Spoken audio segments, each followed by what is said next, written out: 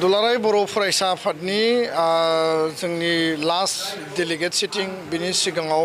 जोंनि कनफारेन्स जादों आरो दा वार्कार्स मिट जादों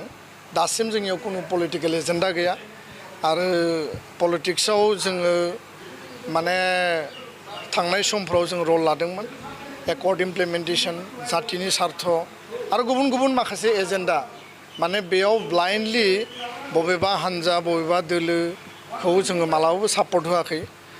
माने टाइम आरो सिटुएसनखौ नायनानै हारिनि निड बेसखौ नायनानै आरो एजेन्डा आरो पलिसिनि आधारावसो एबसुआ थांनाय समाव गुबुन गुबुन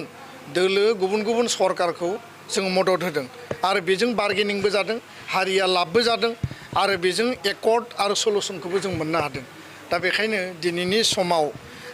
दासिमबो जोंनियाव बेबायदि पलिटिकेल एजेन्डाखौ लानानै जों डिसकास खालामाखै आरो दासिम बेबायदि एजेन्डा गैथ'वा जोंनियाव मोनसे आपिल दङ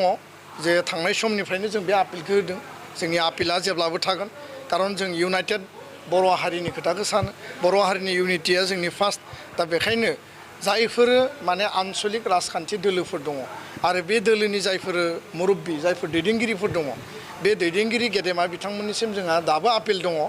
जे दैदेनगिरिफ्रा सावरायलायनानै हारि आरो हारिनि भबिसतनि सार्थआव खौसे हाबा मावलांनो हायो नामा खौसे आगान सुरलांनो हायो नामा बिनि थाखाय बिबेसना खालामफिननांगौ आरो बे बिबेसना खालामनांगौनि आपिला दिनैबो दङ